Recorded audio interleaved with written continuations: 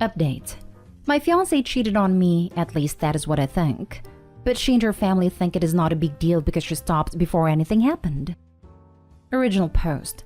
My 32 fiancé 32 went on a road trip with her friends. I know all the friends she went with, and I'm pretty good friends with some of them. While on this road trip, she called me just to let me know everything was fine, and that she and her friends would go to a club. The next day in the morning, my fiancé's friend Stephanie called me and told me she saw my fiancé go upstairs with a guy. According to her, she had been to this club before and there is a hookup spot upstairs. This is what she told me, that after 5 to 10 minutes my fiancé came down, and when she asked her what was going on, my fiancé said nothing. So she got suspicious and went upstairs and saw the guy absolutely wasted. After this call, I called my fiancé to ask her about this. She told me she was drunk and messed up, but nothing happened and she got out of the situation as soon as she realized what was happening. To me, it categorizes as cheating. And on that phone call, I told her I was breaking up with her. I didn't really listen to her after this and hung up. The same day but later, her family came over because my fiancé called them and explained her side of the story to them. They acknowledged that what she did was messed up, but since she stopped, this is salvageable and I should not throw away 10 years like that. The only reason I'm thinking about it is that they were genuinely comforting, aware, and not at all intimidating. Stephanie called me at night again and told me that my fiancé is extremely mad at her and trying to get her kicked out of the group for being a snitch. I think Steph did me a solid here, and I'm grateful to her. Even though she's her friend first, she told me. Right now, I don't know if I should dump her or not. The point where she took everything seems like cheating to me. The act itself is just an artifact, and the things leading up to it are just as important. I know for a fact that I cannot trust her. Even if there is some trust left, it is not enough to be engaged to her, let alone getting married to her in January of next year. She messaged me saying that I'm making it a bigger deal than it is, and that I should be grateful that she's this aware even when drunk to not cheat on me. But getting drunk is a freaking choice, and I will not really take it as an excuse.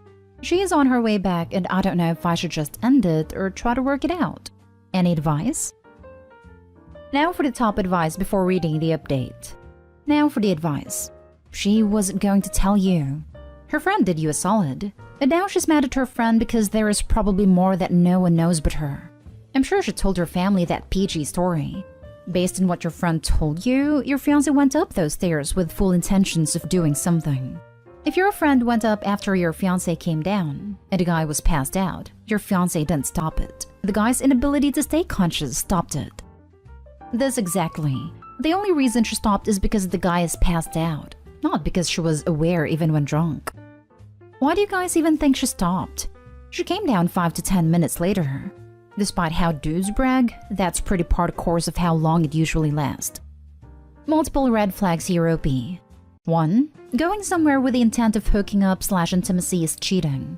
Not even physically going. Texting is considered cheating for a reason, so her logic is extremely flawed. 2. She gaslights you, not how healthy relationships work. 3. She intended to sleep with a guy who was completely wasted, aka unable to consent. Since she was aware enough to leave, she was aware enough to consent and to know that the other person cannot. Predatory vibes. Of course, her family will try to do damage control. Don't fall for it and end it. You deserve better. Also, getting mad at her friend for snitching is a red flag. When you mess up, you should be thankful to have friends who hold you accountable. Stephanie's your friend too. She did you a solid. Turn tail and run. Don't fall for the sunk cost fallacy. You'll survive after leaving a 10-year relationship. Judging from your explanation of the club, I'd assume your soon-to-be ex has been there before, if she knew the layout, and that upstairs is for hookups. This might not be the first time she cheated, but the first time she was caught. Good luck. You know what you must do. And now for the update. If you are wondering, yes, I have free time. I'm on sick leave for my job. Getting to the point. I did a lot of thinking last night. Even though I made a post, it was more to validate what I already did. Maybe because I was scared to be breaking off a long-term relationship. After thinking about it and the events that happened afterward, I feel like I'm making the best choice for myself. I talked to both my ex-fiancé and Steph, and it solidified my initial response of breaking up. This morning when I and my ex were on the phone, she was convinced that I was being unreasonable and my motive was to ruin her road trip. This tone persisted throughout the conversation. I still listened to her and she admitted she messed up, but it was not her fault. She just got drunk too much, so I can't really be mad at her. She also repeated that she stopped it even when drunk, so she's actually very faithful. When I asked her about the dude at the estate, she never answered me. She also really didn't answer when I asked her what she was doing with someone who was passed out. In my mind, she being unable to answer these fact-based questions means she didn't get her story straight and think it all the way through. Last time when we spoke, she told me we can talk about it in detail when she comes back, which did indicate to me she was trying to fix it. But when I asked her today if she was on her way back, she said she'll come back in 3 weeks, and then we can talk about it and that I misunderstood her. Screw that. This kinda sealed the deal for me. There was no mention of Steph in this conversation. After that, I talked to Stephanie. My ex and her group moved forward with a road trip without her and didn't even tell her. She found out today when she woke up that all others had left. Kinda messed up in my opinion. I also asked her about the incident, and she told me that she'd made everyone aware of the hookup spot beforehand, so my fiancé knew what she was doing. Right now, I have many things going well for me, including my career. I work for a major airline and got into a high-level management position right before COVID. I don't want stuff like this holding me back, so cutting it off entirely seems like the way to go. Also, this is actually good for both of us. I can be in a proper relationship and she can go to hookup spots, stalk wasted dudes, and not do anything. Looks like a win-win to me. The funny thing is, at the very start, I wanted an open relationship and she shut it down. But years later, when in a monogamous relationship, she wants to pull crap like this. I did hook Steph up with a return ticket so she can get back home comfortably and safely. In the afternoon after her flight, she came over to talk about everything. I told her I was fine and thanked her for doing me a solid. 1.5 to 2 hours in, my ex sent me a message of her Snapchat location map and asked me what she was doing in our home. I told her she just came over to check if I was doing fine, because to most people, infidelity is a big deal. And I also corrected her that it was my home, and that she would move out when she gets back. Now I just have to focus on myself for now and wait and see if I live to regret this decision. Also, for people in the last post asking me, yes, to me that was cheating. And to those 3 to 4 people, screw you. You can't tell me how I'm supposed to feel my own emotions. Only I decide that. A real man doesn't feel emotion, my butt. Congratulations for standing up for yourself. It sounds like your ex's family dealt with this issue more maturely than your ex. If she and her relationship were worth fighting to repair, she would have prioritized that, and she would have come straight home to try and repair it. The pattern of truth creep is worrisome. 1. Nothing happened. 2. Something happened, but it wasn't bad. 3. Something bad happened, but it wasn't my fault. 4. It was my fault that something bad happened, but you must forgive me. 5. You and Stephanie are the real villains in my creeping quasi-confession. Don't second-guess yourself. This was cheating. Here's a shout-out to Stephanie, this year's winner of the No Good Deed Goes Unpunished award. She keeps saying she stopped herself from cheating, but it sounds like the only reason they didn't go all the way was because the guy passed out before they could do anything. The intent was clearly there on her part, and in my opinion, it was more than enough. I'm also throwing it out there that if she had done something, it would have absolutely been a crime. So it feels like she's trying to get a I didn't cheat award for not violating someone. Like, yay, she's not willing to commit an absolutely horrible crime. That means she's amazing, and OP/friend are monsters for being mad at her when she didn't even do it. Sorry, and at the same time, good for you. Just make sure you pack her things in garbage plastic bags and drop them at her parents' house. Make sure you change the lock. This mess ain't over for her. I need to give her notice at least 14 days. After that, she is her parents' problem. Perfect timing. Just in time for her to return from her road trip. Give her notice now. Absolutely messed up. Sounds like everyone in that group, except Steph, is planning on doing a bunch of questionable things on this trip. If the other women are in monogamous relationships, you may want to warn their partners. Also, sounds like Steph may need a new friend group. Invite her along to your friend things and hang out with her. She sounds like a genuinely good human/bro. Good job dodging a bullet. Sorry it took so long to find out she wasn't a keeper. Now for the last story. Update. My 31 female husband, 32 male cheated on me with his ex and only gave me a half-truth. Original post. In mid-February, my 31 female husband, 32 male of 8 years, went away on a camping trip with his friends, one of which was his ex-girlfriend from college. A few days after, he came clean that he made out with his ex while he was there, but he swore it didn't mean anything. They were just both drunk. He hasn't contacted her since, and he only loves me.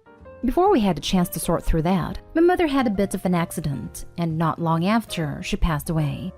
Anyways, about 7 months after my mom's death, so October, I actually ran to his ex while I was grocery shopping and asked me if we could talk maybe over coffee. I wanted to decline, but she was pretty insistent. She was basically in tears, apologized for sleeping with him, and explained that it didn't mean anything, that she had no idea we were still together because they hadn't kept in contact until that trip, and said feels even worse it happened so close to my mother's passing. So I then find out he lied on 2 fronts, so I confront him again.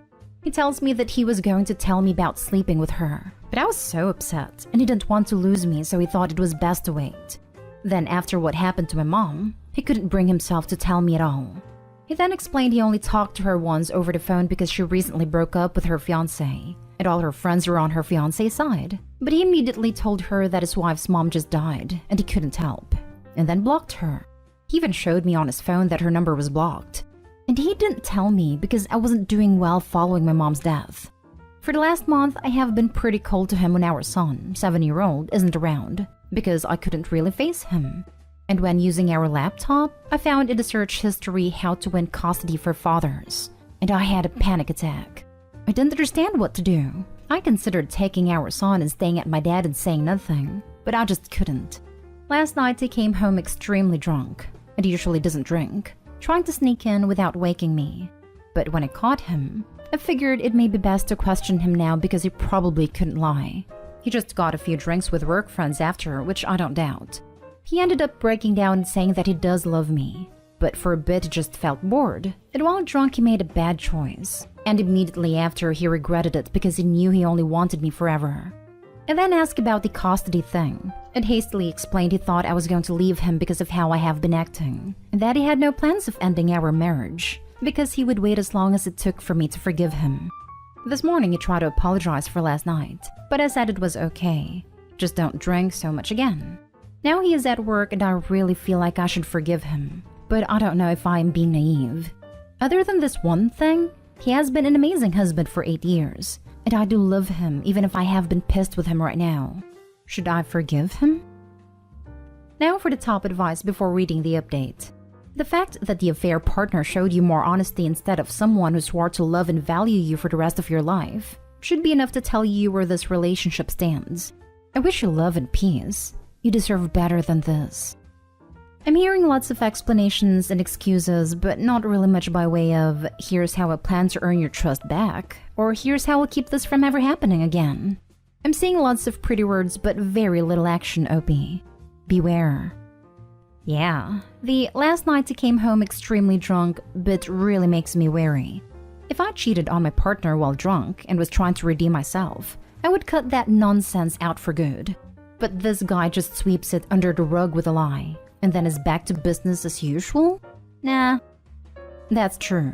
I'll have to discuss this with him because if he seriously has no plans to actually fix things in the future, why should I be the only one trying to fix this? Thanks for the insight.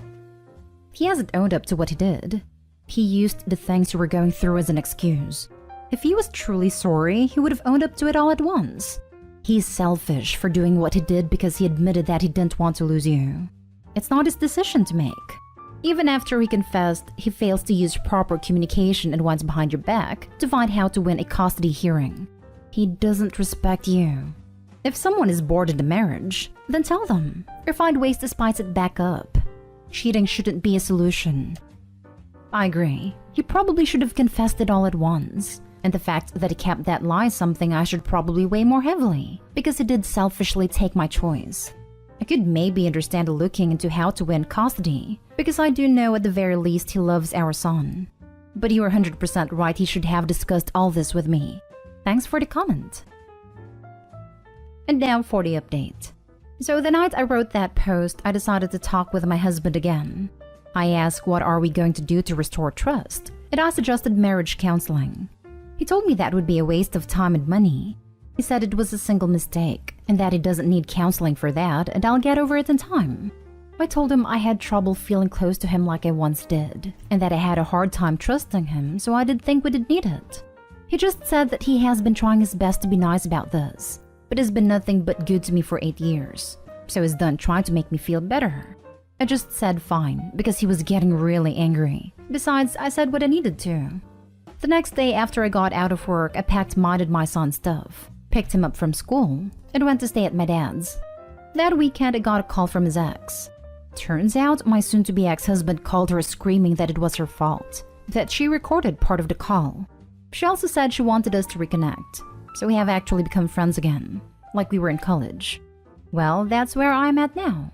I have a long divorce ahead of me and I'm guessing a ton more therapy, but I'm happy I'm dealing with this now. This wasn't an issue that will fix itself. Thank you all for the advice you gave. Edit. I didn't mention it in this post, but because of some comments, I thought I would. Regarding the night where he cheated, when they slept together, she did not know that he was married. She wouldn't have slept with him if she did, and he seems to have been the one that was pushing for them to sleep together. While I appreciate some people are looking out for me, I'm sure that I don't need to be wary of her. Good call, because this right here, and I'll get over it in time, means he doesn't give a damn about how you feel or what you did. Now he can get over the divorce in time. I'm so sorry you had to go through this. And I'm so sorry for your loss. I lost both of my parents this year within 7 months of each other, so I feel for you. You absolutely made the right choice. He isn't willing to go to therapy for your benefit and to help regain trust, and he wasn't even allowing you to be angry about the affair and his lying. He sounds emotionally stunted and unwilling to change. I'm so sorry this happened to you, but happy you got out. I know people threw the term narcissist around pretty carelessly on here, but he is a narcissist. He doesn't understand or care how his actions impact others. All of his language was me, me, me. He only cares about how the situation that he created with his own actions is affecting his happiness. I'm so glad that you are getting out. Don't put off getting a lawyer. Do it as soon as possible and not as soon as convenient. A selfish and self-absorbed person like your soon-to-be ex-husband is going to try to screw you over in a divorce. So the earlier you know how to protect yourself legally, the better off you are going to be. Love all how that talk about loving you and not wanting to lose you went right out the window as soon as he actually had to put his money where his mouth is. Good luck with the custody battle, miss. You and your son certainly deserve better.